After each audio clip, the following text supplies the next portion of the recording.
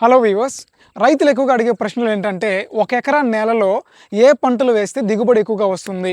1 acre ల్యాండ్‌లో crop yield వచ్చేసి ఏ ఏ పంటల ద్వారా తీసుకోవచ్చని మెయిన్‌గా రైతులు వచ్చేసి ప్రశ్నలు అడుగుతూ ఉన్నారనమాట. సో, ఈ వీడియోలో 5 పంటల గురించి మనం చూడబోతూ ఉన్నామనమాట. ఈ 5 పంటలు గానీ కరెక్ట్‌గా ప్రాపర్ వేలో మనం గానీ సాగు చేయగలిగితే ప్రాఫిట్ అనేది ఎక్కువగా గెయిన్ చేసుకోవచ్చనమాట. సో, లేట్ చేయకుండా let's get into the video.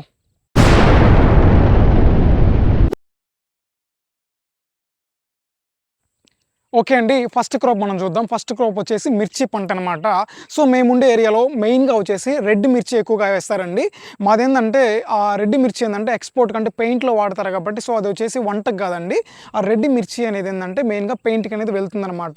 So, మేముండే ఏరియాలో ఏందంటే సమ్మర్ ఈ ఏప్రిల్ నెల వచ్చేసరికి కోత అనేది దగ్గర పడుతుందనమాట. మెయిన్‌గా ఈ మిర్చికి చాలా అంటే చాలా డిమాండ్ ఉందండి. మెయిన్‌గా మార్కెట్‌లో వచ్చేసి హై డిమాండ్ ఉంటుంది. అదేవిధంగా ఎక్కువ ఎక్స్‌పోర్ట్ అనేది ఎక్కువగా జరుగుతుందనమాట.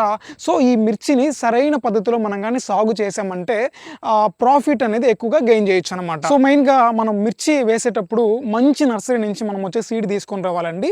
సీడ్ తీసుకొచ్చి మనం గానీ పంట వేయగలిగితే అదేవిధంగా మెయిన్‌గా మిర్చికి అనేది వాటర్ అనేది సఫిషియెంట్‌గా ఉండాలండి. వాటర్ సదుపాయం ఎక్కువగా ఉండాలనమాట. వాటర్ సదుపాయం ఉంటేనే ఆ యొక్క క్రాప్ ఈల్డ్ అనేది మనం ఎక్కువగా తీసుకోవచ్చు. ప్రాపర్ ప్రికాషన్స్‌తో మనం గానీ మెయింటైన్ చేయగలిగితే మిర్చి పంటలో మంచి మనం దిగుబడి అనేది మంచిగా వస్తుందండి. మార్కెట్‌లో కూడా హై డిమాండ్ అనేది ఎక్కువగా పలుకుతుందనమాట. సో, సెకండ్ క్రాప్ ఏంటంటే టొమాటో అండి. టొమాటో అనేది చాలా అంటే చాలా ఇంపార్టెంట్ అనమాట. ఎందుకంటే మన డైలీ లైఫ్‌లో ప్రతిరోజు ప్రతి ఒక్క కర్రీలో మనం ఎక్కువగా వాడేది టమోటా అనమాట. మనం ఇంట్లో వేసుకునే తాలింపు దగ్గర నుంచి బండి మీద తినే పానీపూరి వరకు టమోటాని ఎక్కువగా మనం ఉపయోగిస్తామండి. టమోటా అనేది మన డైలీ లైఫ్‌లో ఒక నీడ్ లాగా మారిపోయిందనమాట. సో, టమోటా క్రాప్ అనేది మనం గానీ వేయగలిగితే చాలా అంటే చాలా మనం వచ్చేసి క్రాప్ ఈల్డ్ అనేది ఎక్కువగా తీసుకోవచ్చండి. మెయిన్‌గా ఏంటంటే టమోటా వచ్చేసి షార్ట్ టైమ్‌లో మనకొచ్చేసి క్రాప్ ఈల్డ్ అనేది పంటకొస్తుందనమాట.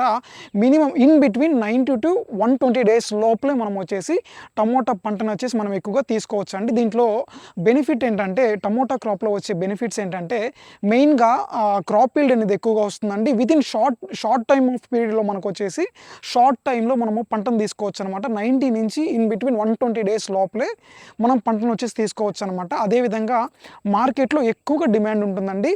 1 ఇయర్‌లో చాలా సార్లు మనం సాగు అనేది ఎక్కువగా చేసుకోవచ్చనమాట. ఎందుకంటే ప్రతిరోజు ఇయర్‌లీ మనం సంవత్సరం పొడుగునా మనం ఏందంటే టమోటాని ఎక్కువగా ప్రతి దాంట్లో మనము వాడతాము. ఇది చాలా అంటే చాలా అవసరం కాబట్టి టమోటా పంటకొచ్చేసి మార్కెట్‌లో చాలా అంటే చాలా డిమాండ్ ఉందండి.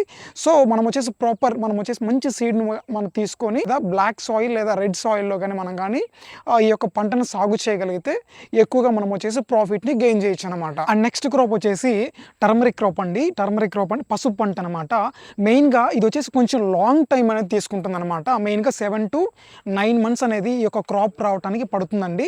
సో, మెయిన్‌గా వచ్చేసి మనము ఈ స్టార్టింగ్ వచ్చేసి మే అండ్ జూన్ స్టార్టింగ్ వర్షాకాలం ఏదైతే ఉందో వర్షాకాలంలో ఈ యొక్క పంటను అనేది స్టార్ట్ చేస్తామనమాట. సో, పసుపు పంటకు వచ్చేసి మంచి డిమాండ్ ఉందండి. ఎక్కువగా టమోటాని ఏ విధంగా వాడుతున్నామో అదేవిధంగా ప్రతి ఒక్క కర్రీలో మనం వచ్చేసి పసుపుని ఎక్కువగా వాడతామనమాట. కర్రీస్ అనే కాదండి ఈవెన్ మనం వచ్చేసి ఈవెన్ కాస్మెటిక్స్‌లో ఎక్కువగా వాడతాం. మెడిసిన్‌లో కూడా ఎక్కువగా ఆ యొక్క టర్మరిక్ అనేది మనం ఎక్కువగా యూజ్ చేస్తామండి. సో, మెయిన్‌గా మనం వచ్చేసి ఇది పచ్చి పసుపు మనం గానీ తీసుకున్నామంటే ఒక ఎకరాకి 20-30 టన్స్ అనేది వస్తుందనమాట. అయితే అది ఎండబెట్టిన తర్వాత డ్రై చేసుకున్నామంటే 5-7 టన్స్ అనేది వస్తుందనమాట. సో, ఇది కూడా ఒక మంచి క్రాప్ అండి. అయితే ప్రాపర్‌గా మనము వచ్చేసి జాగ్రత్తగా తీసుకొని వాటర్ ఫెసిలిటీ అనేది ఉండాలనమాట. ఈ విధంగా మనం చేయగలిగితే మంచి డిమాండ్ ఉంది. అదేవిధంగా ప్రాఫిట్ కూడా ఎక్కువ గెయిన్ చేయొచ్చనమాట. దాని నెక్స్ట్ వచ్చేసి ఫోర్త్ క్రాప్ ఏంటంటే మునగ పంట అండి. డ్రమ్ స్టిక్ క్రాప్ అనమాట. చాలామంది రైతులకి ఏందంటే ఈ డ్రమ్ స్టిక్ క్రాప్ అనేది చాలామంది వేయరనమాట. సో, దీంట్లో స్పెషాలిటీ ఏంటంటే ఈ యొక్క మునగ పంటలో స్పెషాలిటీ ఏంటంటే ఈవెన్ మనం వచ్చేసి మునక్కాయలు మనం అమ్ముకోవచ్చు. అదేవిధంగా దాని యొక్క లీవ్స్ ఏవైతే ఉన్నాయో మునగ ఆకు కూడా మనం వచ్చేసి 2 విధాలుగా మనం మార్కెటింగ్ చేసుకోవచ్చు. ఆకులు మార్కెటింగ్ చేయొచ్చు. అదేవిధంగా డ్రమ్ స్టిక్స్ కూడా ఎక్కువగా మార్కెటింగ్ చేసుకోవచ్చు అనమాట. దీనికి వచ్చేసి కొంచెం ప్రాఫిట్ ఎక్కువగా ఉంటుందండి. కొంచెం టైం తీసుకున్నా కూడా మనకేందంటే ఏంటంటే ఎక్కువ కాలం ఎక్కువ లాంగ్ వచ్చేసి మనకు వచ్చేసి ఒక వన్స్ మనం కానీ క్రాప్ కానీ మనం వేసామంటే ఎక్కువ సంవత్సరాలు మనం వచ్చేసి క్రాప్ అనేది తీసుకోవచ్చండి. మునగ ఆ యొక్క కాయలు వచ్చేసి ఎక్కువగా కాస్తూ ఉంటాయి అన్నమాట. సో దీనికి ఏంటంటే ఇన్వెస్ట్మెంట్ చాలా అంటే చాలా తక్కువ అండి. ఇన్వెస్ట్మెంట్ తక్కువ, అదేవిధంగా లాంగ్ రన్లో మనం వచ్చేసి ఈ యొక్క ప్రాఫిట్ అదే యొక్క పంటను అనేది ఎక్కువగా మనము తీసుకోవచ్చు అనమాట. అదేవిధంగా మునగ పంటకి నీరు కూడా చాలా అంటే చాలా తక్కువ సరిపోతుందండి.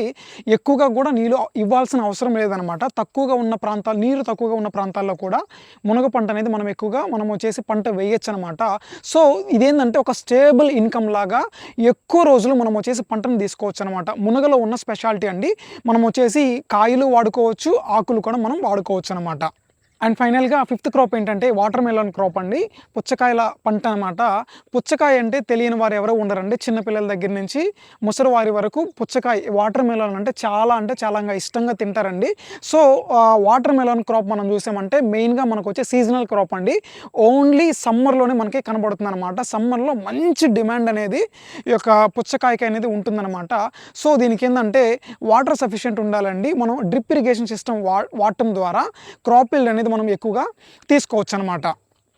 అండ్ వన్ మోర్ థింగ్ ఏంటంటే పుచ్చకాయలకి చాలా అంటే చాలా షార్ట్ టైంలో మనకు వచ్చేసి పంట అనేది దిగుబడికి వస్తుందండి. అదేవిధంగా సమ్మర్లో మెయిన్గా మంచి ధర పలుకుతుంది. మార్కెట్ డిమాండ్ వచ్చి కొంచెం ఎక్కువగా ఉంటుందన్నమాట. సో చూశారు కదండి, మెయిన్గా ఇంతవరకు ఒక ఎకరా నేలలో ఎక్కువ దిగుబడినిచ్చే 5 పంటల గురించి మనం ఈ వీడియోలో ఎక్స్ప్లెయిన్ చేసామండి, చూసుకున్నాం అనమాట. సో మెయిన్గా ఇది డిపెండ్స్ అపాన్ మీ యొక్క ఏరియాని బట్టి, మీ ల్యాండ్ని బట్టి, మీరు వాడే యొక్క టెక్నిక్స్, ఆ యొక్క సిస్టమ్ ఏదైతే ఉందో దాన్ని బట్టి ఆధారపడి ఉంటుందన్నమాట. సో ఈ వీడియోలో మీకు కొంచెమన్నా ఇన్ఫర్మేషన్ వచ్చేసి యూస్ఫుల్గా ఉంటుందని కోరుకుంటూ ఉన్నామన్నమాట. ఇంతవరకు ఈ వీడియో చూసినందుకు థ్యాంక్ యూ అండి. Thank you so much.